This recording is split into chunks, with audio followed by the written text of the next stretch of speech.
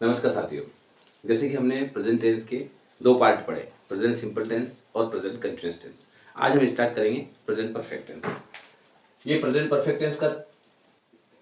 Tense का तीसरा part है प्रेजेंट परफेक्ट टेंस। बड़ा आसान है टेंस सीखना, सिर्फ आपको ध्यान रखना। अब इस टेंस की अगर हम पहचान की बात करें, जैसे प्रेजेंट सिंपल की पहचान थी ता है, ती है, ते हैं। प्रेजेंट कंटीन्यूअस की पहचान थी रहा है, रही है, रहे हैं। और प्रेजेंट परफेक्ट टेंस की पहचान होगी चुका है, चुकी हैं और चुके हैं। ये इस टेंस की पहचान है हिंदी के अंदर अगर अपन देखें तो। फिर क्या था स्ट्रक्चर, संरचना। इसका सूत्र है subject plus has, have plus verb का थर्ड फॉर्म प्लस ऑब्जेक्ट। यानी कि इस सेंटेंस में हैज और हैव का यूज करना पड़ेगा। हैज हम करेंगे सिंगुलर के लिए, सिंगुलर मतलब एक वचन, और हैव का यूज करेंगे प्लूरल के लिए यानी बहुवचन के लिए। और जो भी वर्ब लिखेंगे हम प्रेजेंट सिंपल में वर्ब में एसिस लगाते थे यदि सब्जेक्ट सिंगुलर होता था तो, और प्रेजेंट कंटीन्यूअस टेंस में हम वर्ब में आईएनजी लगाते थे। और इस टेंस में यानी कि प्रेजेंट परफेक्ट टेंस में हमें वर्ब का थर्ड फॉर्म लगाना पड़ेगा, फिर अपन ऑब्जेक्ट लिखेंगे। एक एग्जांपल लेते हैं अपन। एग्जांपल है हम अंग्रेजी लिख चुके हैं। हम अंग्रेजी लिख चुके हैं। फिर अपन जाते हैं सब्जेक्ट से स्टार्ट करते हैं। सब्जेक्ट क्या है, हमने स्टार्ट करा वी। फिर आएंगे अपन हैज और हैव पर। अगर सब्जेक्ट सिंगुलर रहेगा तो हम हैज लगाएंगे, सब्जेक्ट प्लूरल रहेगा तो हम हैव लगाएंगे, और वर्ब जो भी रहेगी उसका थर्ड फॉर्म लगाएंगे और अपन फिर ऑब्जेक्ट लिख देंगे। वी हम ज्यादा हैं, सिंगुलर नहीं हम, वी मतलब हम सभी, तो वी के बाद में हम हैव लगाएंगे। वी हैव, यहां तक आ गए अपन। फिर वर्ब का थर्ड फॉर्म। लिखना अपना एक वर्ब है जिसको अपन अंग्रेजी में राइट कहते हैं, तो राइट का थर्ड फॉर्म रिटर्न होगा। फर्स्ट फॉर्म होता है राइट, सेकेंड फॉर्म होता है रोट, और थर्ड फॉर्म होता है written. We have written English, हम अंग्रेजी लिख चुके हैं। सेकेंड सेंटेंस आता है कि हम अंग्रेजी नहीं लिख चुके हैं। We have not written English. इसमें डू नॉट डज नॉट की बात नहीं आएगी, वो थी प्रेजेंट सिंपल में। प्रेजेंट कंटीन्यूअस में जो भी हेल्पिंग वर्ब अपने पास तीन थी, इज, एम, आर, उसके बाद अपन नॉट लगाते थे। तो इसमें हैज और हैव जो भी आप हेल्पिंग वर्ब लिखो उसके बाद में डायरेक्ट नॉट लगा लो, नेगेटिव बन जाएगा। फिर इंटरोगेटिव में क्या करेंगे, हैव भी नॉट हट जाएगा, रिटर्न इंग्लिश। क्या हम अंग्रेजी लिख चुके हैं, हम अंग्रेजी लिख चुके हैं, हम अंग्रेजी नहीं लिख चुके हैं, क्या हम अंग्रेजी लिख चुके हैं, और चौथा फिर बन जाएगा क्या हम have we not written English, क्या हम अंग्रेजी नहीं लिख चुके हैं। इस प्रकार सेंटेंस हो जाएंगे। बड़ा आसान है अंग्रेजी में सीखना, बस जब तक अपने को ये स्ट्रक्चर्स पता नहीं है तब तक हम अंग्रेजी नहीं सीख सकते, क्योंकि फार्मूले तो याद करना पड़ेंगे। अब अगला एग्जांपल लेते हैं, फिर इसको अच्छे से देख लो, स्क्रीनशॉट ले लो।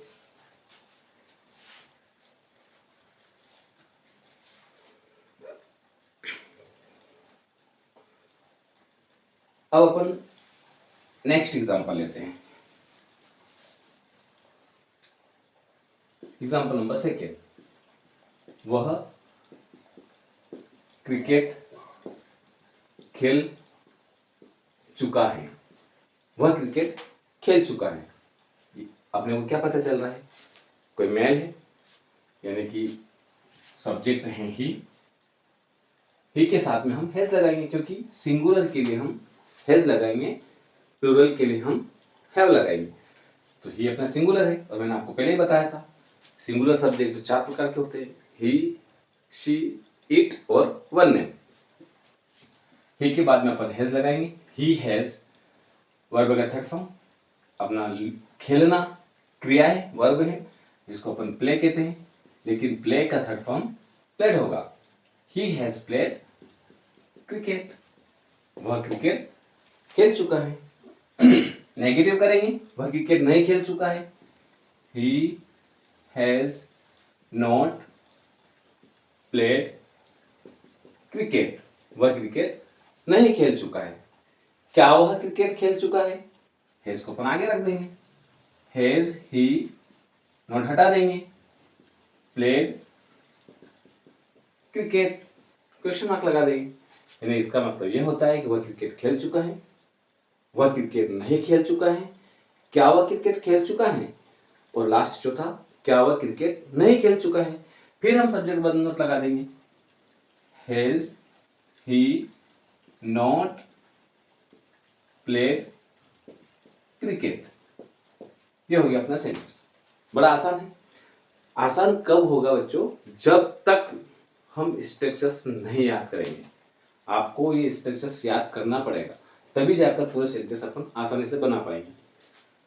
हम लोग जादुई तरीके से अंग्रेजी सीखेंगे, लेकिन उसके पहले जिससे अपने सभी पार्ट खत्म होंगे, मैं आपको एक ऐसी ट्रिक बताऊंगा कि आपको बस सेंटेंस को देखकर पता चल जाएगा कि हमें कौन सा स्ट्रक्चर लिखना है इंग्लिश में बनाने के लिए।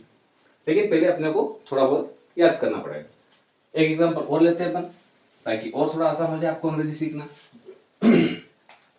तीसरा, मैं खाना बना चुका हूं। मैं खाना बना चुका हूं। किसी ने अपने को पूछा कि आपने क्या काम किया? बस मैं खाना बना चुका हूं, मेरा काम हो गया। तो चुका चुकी वाले बात को यदि हमें अंग्रेजी में बनाना है तो हम हैज और हैव हेल्पिंग वर्ब को लेंगे। सबसे पहले लिखेंगे अपन आई के साथ में हैव लगाएंगे, क्योंकि हम स्टार्टिंग से ही आई को प्लूरल मानते हैं।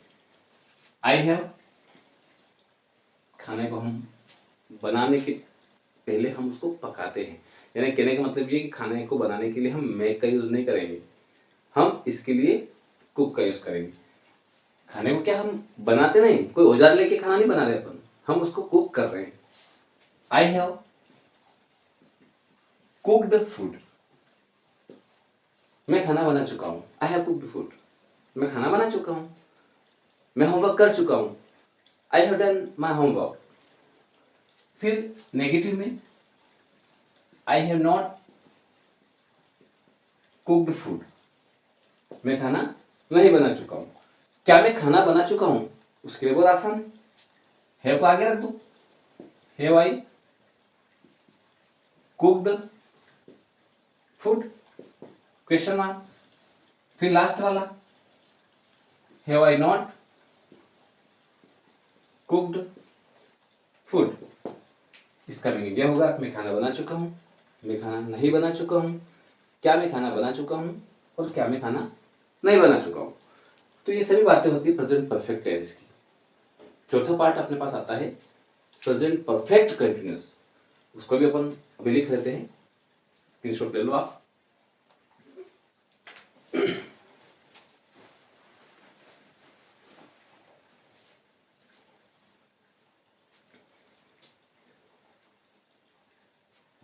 देखिए अगला टेंस आता है अपने पास प्रेजेंट परफेक्ट कंटिन्यूअस टेंस। ये टेंस बहुत आसान है।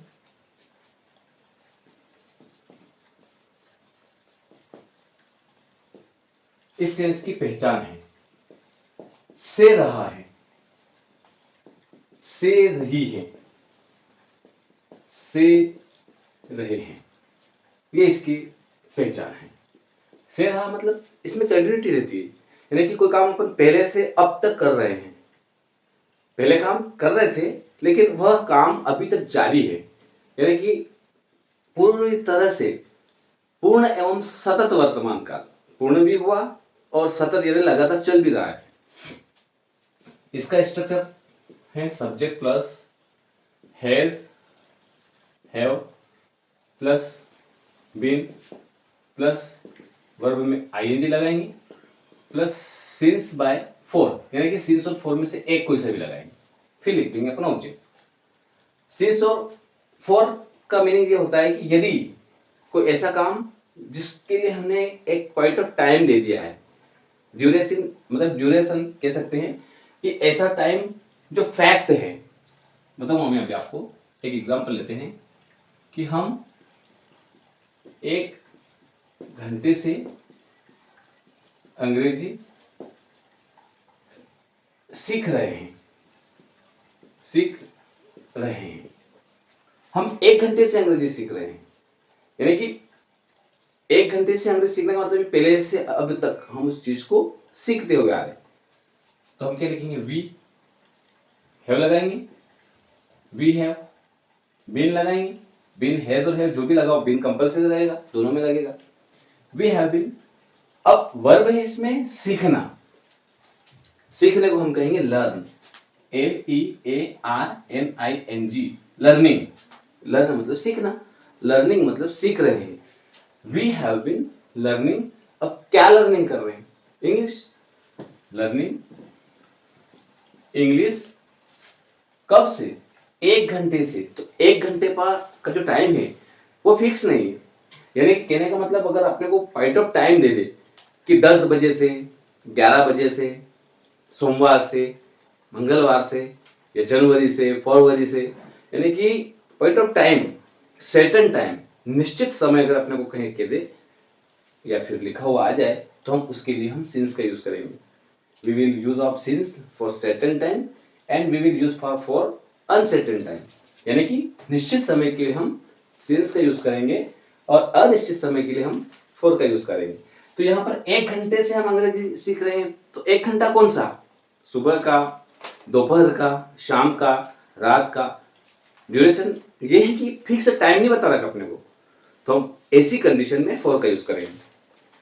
फॉर, यहां तक आ गए थे अपन, लर्निंग इंग्लिश सिंस फॉर में से, फॉर 1 घंटे से, तो क्या करेंगे, 1 आवर, 1 घंटे से। इसको हवर नहीं पढ़ेंगे, आवर पढ़ेंगे, नहीं तो अपना आर्टिकल गलत हो जाएगा। एन आवर भी लिख सकते हैं, फॉर एन आवर, 1 घंटे से लिख रहे हैं, ये भी समझ में आया।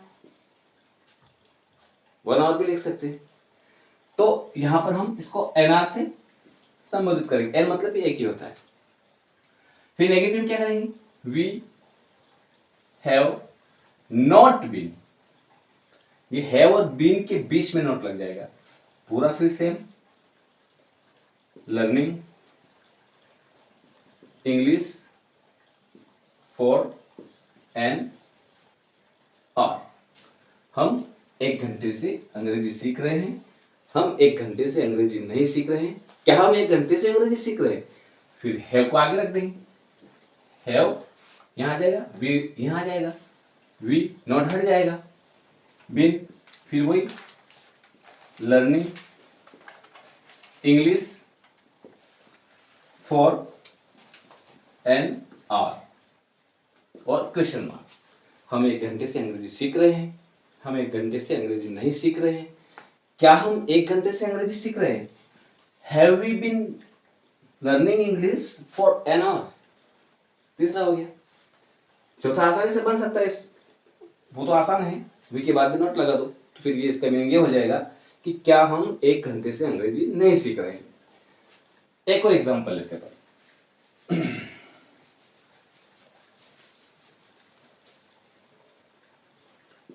वह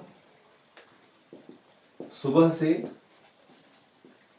कपड़े धो रही हैं। एक सेंटेंस है, वह सुबह से कपड़े धो रही हैं। गर्ल्स हैं कोई, यानी फीमेल है, इसके लिए अपन लिखेंगे शी, शी लिख दिया, सब्जेक्ट हो गया शी। हैज है में से हैज रखेंगे, शी हैज। बिन लिखेंगे, बिन।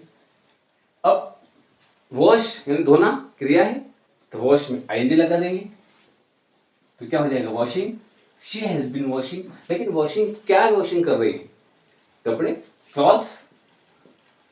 She has been washing clothes since morning, because यहां पर सुबह बोल दिया तो उसके लिए सर्टेन टाइम हो गया, सिंस मॉर्निंग, सिंस मॉर्निंग, ये हो गया sentence. She has been washing clothes since morning, वह सुबह से कपड़े धो रही है। अक्सर एक सेंटेंस एग्जाम में आता है कि सुबह से वर्षा हो रही है, सुबह से वर्षा हो रही है। अब यहां पर आपके दिमाग में आता है कि सब्जेक्ट क्या ले, कि रेन सबसे पहले लिखिए, मॉर्निंग पहले लिखिए। तो वर्षा होना एक ऐसी एक्टिविटी होती है जिसके लिए सिंगुलर सब्जेक्ट इट का यूज किया जाता है। तो अब सबसे पहले इट का यूज करेंगे यहाँ पर। इट, तो मैंने आपको इट के बारे में बताया था, इट भी एक तरह से सिंगुलर सब्जेक्ट है, ही, शी, इट, वन है। तो यहाँ पर इट आ गया। It has been, it has been. अब वर्षा होना, बारिश जिसको बोलते हैं अपन, तो उसको रेन बोलते हैं। तो रेन में आईएनजी लगा दो, क्या हो जाएगा? Raining. It has been raining. अब सुबह से, यानी कि सर्टेन टाइम आ गया, फिक्स टाइम आ गया, सुबह। 1 घंटे से तो बोला नहीं, 2 घंटे से भी बोला, कई दिनों से भी बोला, सुबह, यानी कि दिन में एक ही बार सुबह होता है। It has been raining since morning. ये सेंटेंस हो गया अपना सिंपल सेंटेंस। अब नेगेटिव, पहले वाले सेंटेंस को नेगेटिव बनाओगे तो हैज और बिन के बीच में नॉट लगा देना, फिर इंट्रोगेटिव में हैज को आगे लगा देना। ये आपको मैंने ऑलरेडी पहले बता ही दिया है। फिर इसमें नेगेटिव बनाओगे तो इट हैज नॉट बीन हो जाएगा, फिर इंट्रोगेटिव बनाओगे तो हैज आगे आ जाएगा। तो ये आसानी से बन जाएगा। तो आप लोगों को टेंस बहुत आसानी से सीख सकते हैं अपन लोग, क्योंकि जब तक ये स्ट्रक्चर्स आपको याद नहीं है तब तक दुनिया की कोई ताकत नहीं सिखा सकती। हमें फार्मूले में मान तो भरना पड़ेगा। अगर हम मैथ्स का सम करते हैं, सवाल करते हैं, तो उसमें भी फार्मूला रहता है, फिर हमें को डिजिट उसके अंदर पुट करनी पड़ती, तो वैसे ही फिर आंसर आते हैं। ऐसे अंग्रेजी भी है। तो हमारा जो टेंस है वो प्रेजेंट टेंस के चारों पार्ट आज क्लियर हुई। फर्स्ट 2 वीडियो मैंने प्रेजेंट सिंपल और प्रेजेंट कंटिन्यूस बताया था, और आज परफेक्ट और परफेक्ट कंटिन्यूस हम पढ़ चुके हैं। नेक्स्ट जो पास्ट है वो बहुत आसान है, उसके भी 4 पार्ट हैं। हम एक ही वीडियो में 2 पार्ट पढ़ेंगे। बस आपको ये ध्यान रखना कि एक शॉर्ट नोट्स बनाते रहना, और जितने भी स्ट्रक्चर्स हैं डे बाय डे स्ट्रक्चर्स को लर्न करते रहे, ताकि अपन आसानी से समझ सके। बहुत बहुत धन्यवाद।